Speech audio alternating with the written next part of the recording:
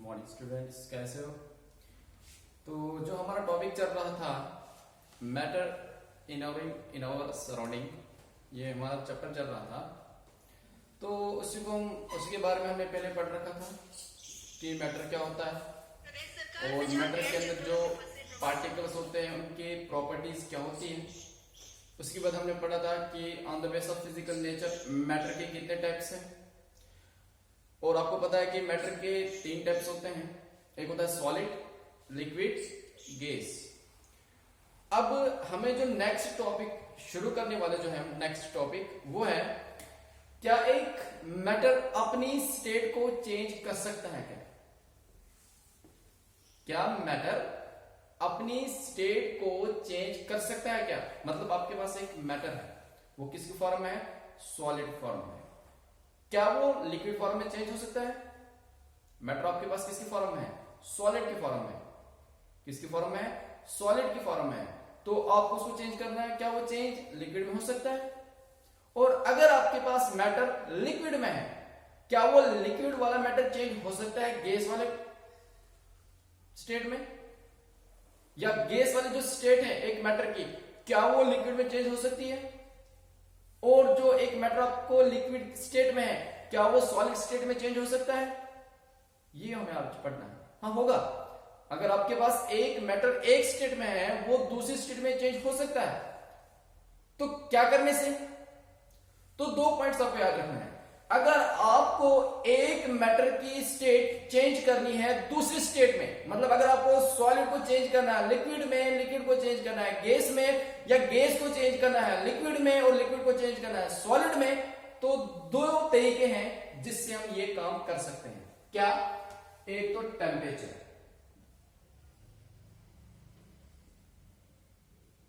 एक तो टेम्परेचर, दूसरा है प्रेशर।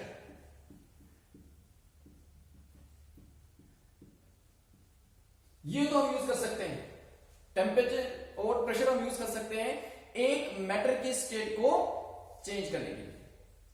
तो हम डिस्कस करेंगे। पहले बात करेंगे कि टेम्परेचर क्या कर सकता है।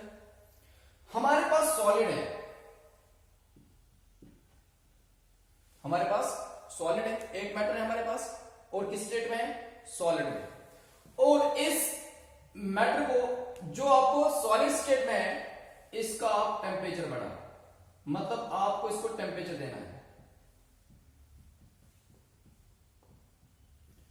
तो इसका मतलब सॉलिड को आपने टेम्परेचर दिया।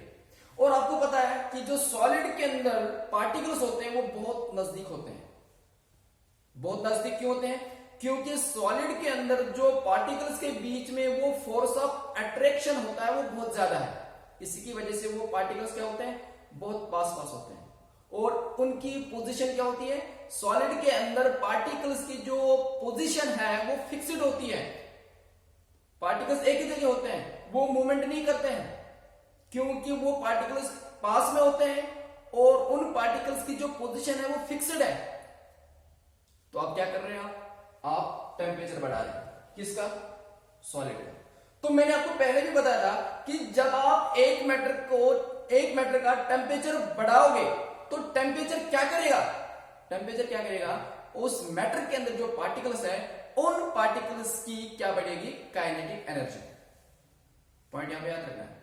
सॉलिड के पार्टिकल्स जो है वो उनकी पोजीशन फिक्स्ड है, वो मोशन में नहीं है, वो मूवमेंट नहीं कर रहे हैं। मगर जब आप टेम्परेचर बढ़ाओगे, टेम्परेचर बढ़ाने से जो सॉलिड के अंदर पार्टिकल्स होंगे उन पार्टिकल्स की क्या बढ़ेगी? काइनेटिक एनर्जी बढ़ेगी। अब आप बोलोगे सर काइनेटिक एनर्जी कैसे बढ़ेगी? क्यों? ये टेम्परेचर जब आप दोगे, ये क्या करेगा? जो सॉलिड पार्टिकल्स के बीच में वो फोर्स ऑफ अट्रैक्शन है उसको कम करेगा। सॉलिड पार्टिकल्स के अंदर जो फोर्स ऑफ अट्रैक्शन है वो कम होगा। क्या देने से?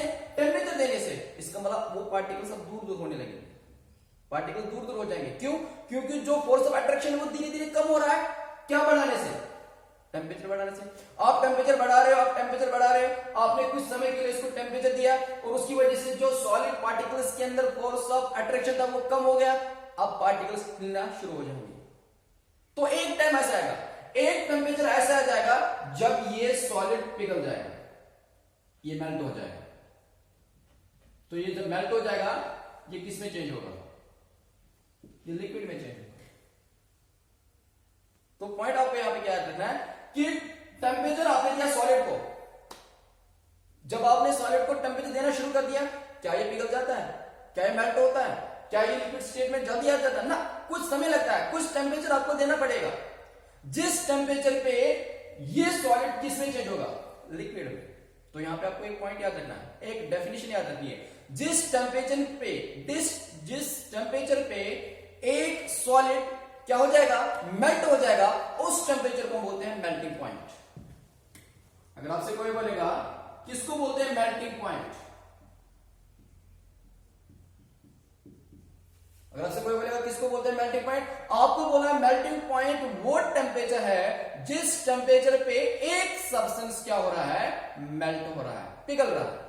तो आपने इसको टेम्परेचर दिया तो ये उसी टाइम पिघलना शुरू नहीं हुआ, ये उसी टाइम मेल्ट नहीं हुआ, मगर कुछ टेम्परेचर के बाद, कुछ ज्यादा टेम्परेचर, जब उसको वो टेम्परेचर मिल गया, जब इस सॉलिड को वो टेम्परेचर मिलेगा जिस टेम्परेचर पे ये क्या हो जाएगा, मेल्ट हो जाएगा, तो ये क्या बनेगा उसका, वो बनेगा उसका मेल्टिंग पॉइंट। तो अगर आपको क्या याद रखना है, मेल्टिंग पॉइंट क्या होता है, ये एक टेम्परेचर होता है जिसपे एक सॉलिड मेल्ट होता है, पिघल जाता है, तो फिर वो किस स्टेट में आता है, लिक्विड में आता है। तो इसका मतलब है आपको सॉलिड को हीट करना है, तो सॉलिड को जब आप हीट करोगे, हीट करने से जो सॉलिड के पार्टिकल्स के अंदर जो फोर्स ऑफ अट्रैक्शन है वो कम हो जाएगा, और उसकी वजह से वो बाद में उनकी पार्टिकल्स की काइनेटिक एनर्जी बढ़ेगी, तो काइनेटिक एनर्जी जब बढ़ेगी वो मोशन में आएंगे, मतलब अब वो मोशन करेंगे, मूवमेंट करेंगे, तो फिर वो किस में हो जाएंगे, लिक्विड में आ जाएंगे। अब आपने लिक्विड का भी टेम्परेचर बढ़ा दिया, लिक्विड को भी आपने हीट कर दिया, तो जो लिक्विड के पार्टिकल्स होते हैं वो थोड़े से पास में होते हैं, मगर फ्लो तक करते हैं, मोशन में होते हैं। मगर अब आप अगर ओवर हीट दोगे किसको, लिक्विड को, तो लिक्विड के पार्टिकल्स के पास जो फोर्स ऑफ अट्रैक्शन है वो और कम हो जाएगा। जब और कम हो जाएगा तो पार्टिकल्स और किस में आएंगे, मोशन में आएंगे, मतलब और पार्टिकल्स की क्या बढ़ेगी, काइनेटिक एनर्जी बढ़ेगी। तो जब लिक्विड को आप और हीट दोगे, उसकी वजह से लिक्विड के पार्टिकल्स के अंदर जो फोर्स ऑफ अट्रैक्शन है वो और कम हो जाएगा, और ये और ज्यादा उनकी क्या बढ़ेगी, काइनेटिक एनर्जी बढ़ेगी, और फिर ये लिक्विड किस में चेंज होगा, गैस में चेंज होगा। तो सॉलिड को हीट करोगे किस में चेंज होगा, लिक्विड में, लिक्विड को हीट करोगे तो किस में चेंज होगा, गैस में चेंज होगा। तो जब आप सॉलिड को चेंज करोगे लिक्विड में, उसको बोलते हैं फ्यूजन। क्या बोलते हैं, फ्यूजन। सॉलिड को जब आप हीट दोगे ये किसमें चेंज होगा, लिक्विड में, और इस प्रोसेस को क्या बोलते हैं, इसको बोलते हैं फ्यूजन। और आपको कितनी हीट देनी पड़ेगी, आपको कितनी एनर्जी देनी पड़ेगी इस सॉलिड को किसमें चेंज करने के लिए, लिक्विड में चेंज करने के लिए। पॉइंट को याद रखना, कितनी हीट आपको देनी पड़ेगी, कितनी एनर्जी आपको देनी पड़ी एक सॉलिड को चेंज करना किसमें, लिक्विड में। उस हीट को बोलते हैं लेटेंट हीट ऑफ फ्यूजन। क्या बोलते हैं, लेटेंट हीट ऑफ फ्यूजन। किसको बोलते हैं, लेटेंट हीट ऑफ फ्यूजन, कि कितनी हीट, कितनी एनर्जी आपको देनी पड़ी एक सॉलिड को किसमें चेंज करने के लिए, लिक्विड में चेंज करने के लिए, या एक सॉलिड को मेल्ट करने के लिए आपको कितनी हीट देनी पड़ी, कितनी एनर्जी देनी पड़ी, उसी को बोलते हैं लेटेंट हीट ऑफ फ्यूजन। और उसके बाद जब लिक्विड को तुम और हीट दोगे ये किसमें चेंज होगा, गैस में चेंज होगा। इसको बोलते हैं इवापोरेशन।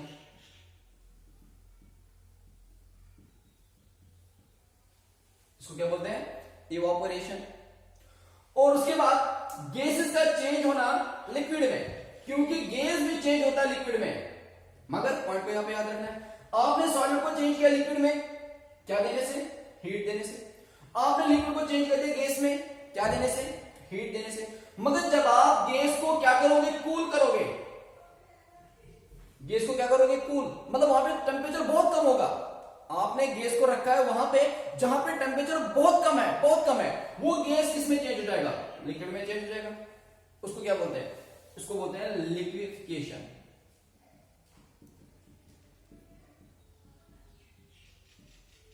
इसको क्या बोलते हैं, लिक्विफिकेशन। किसको बोलते हैं, लिक्विफिकेशन।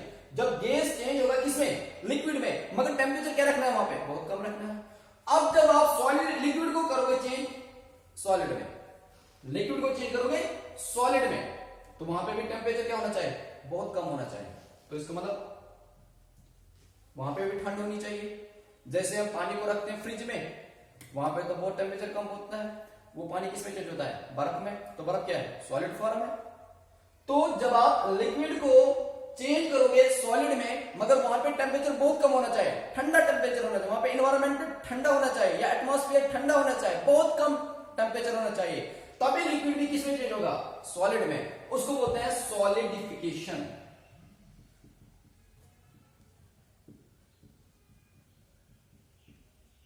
उसको क्या बोलते हैं, सॉलिडिफिकेशन। तो सॉलिड का चेंज होना लिक्विड में, तो हीट देनी पड़ेगी, उसको बोलते हैं फ्यूजन। और कितनी हीट आपको देनी पड़ेगी, उसको बोलते हैं लेटेंट हीट ऑफ फ्यूजन। और लिक्विड को चेंज करोगे गैस में, वहां पे आपको हीट देनी पड़ेगी, उसको बोलते हैं इवापोरेशन, या आप इसको बोलते हैं इवापोरेशन बोलते हैं इसको। और उसके बाद गैस को तुम चेंज कर सकते हैं लिक्विड के अंदर, वहां पे टेम्परेचर कम रखना पड़ेगा, एटमॉस्फेयर ठंडा होना चाहिए, तो उसको बोलते हैं लिक्विफिकेशन।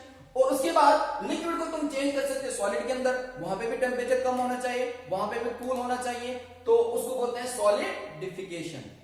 अब यहां पे एक पॉइंट है, कभी कभी सॉलिड जो होता है वो डायरेक्टली चेंज होता है गैस में, या गैस डायरेक्टली चेंज होता है किसमें, सॉलिड में।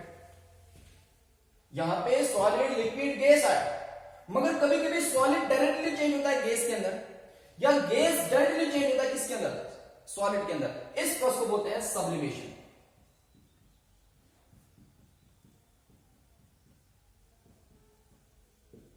किसको बोलते हैं सब्लिमेशन, सॉलिड का डायरेक्टली चेंज होना गैस के अंदर, लिक्विड स्टेट नहीं आएगी बीच में लिक्विड स्टेट नहीं आएगी, सॉलिड डायरेक्टली चेंज होगा गैस के अंदर, या गैस डायरेक्टली चेंज होगा किसके अंदर, सॉलिड के अंदर। उस प्रोसेस को बोलते हैं सब्लिमेशन। और कार्बन डाइऑक्साइड आपने सुना होगा, वो गैस के फॉर्म में होता है। और जो कार्बन डाइऑक्साइड की सॉलिड फॉर्म होती है, कार्बन डाइऑक्साइड की जो सॉलिड फॉर्म होती है, उसको बोलते हैं ड्राई आइस। क्या बोलते हैं, ड्राई आइस।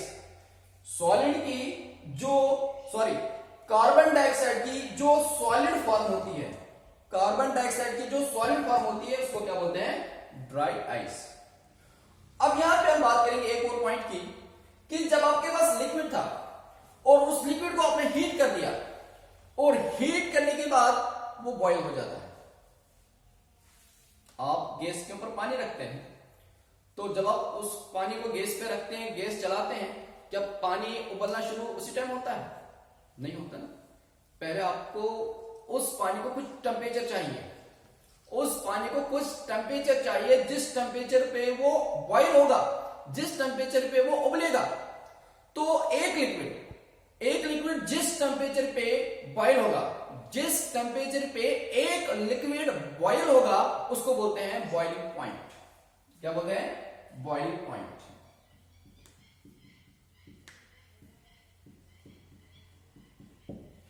उसको क्या बोलते हैं, बॉइलिंग पॉइंट। किसको बोलते हैं बॉइलिंग पॉइंट, बॉइलिंग पॉइंट का मतलब है इट इज अ टेम्परेचर। ये टेम्परेचर है जिस टेम्परेचर पे एक लिक्विड क्या होता है, बॉयल होता है। और आपको पता है कि जो पानी होता है, पानी जो बॉयल होता है वो किस टेम्परेचर पे होता है, 100 डिग्री सेल्सियस। किस पे, 100 डिग्री सेल्सियस। और जो बर्फ होता है, बर्फ का जो मेल्टिंग पॉइंट होता है वो 0 डिग्री सेल्सियस होता है। बर्फ का जो मेल्टिंग पॉइंट होता है वो कितना होता है, 0 डिग्री सेल्सियस। और पानी का जो बॉइलिंग पॉइंट होता है वो कितना होता है, 100 डिग्री सेल्सियस। अब यहां पे हम बात करेंगे कि जो टेम्परेचर है, टेम्परेचर को मेजर करने के लिए हम 2 यूनिट यूज करते हैं। टेम्परेचर को मेजर करने के लिए हम 2 यूनिट्स का यूज करते हैं। पहला यूनिट है, अगर आपको टेम्परेचर को मेजर करना है, अगर आपको टेम्परेचर को मेजर करना है, या तो हम यूज करते हैं सेल्सियस,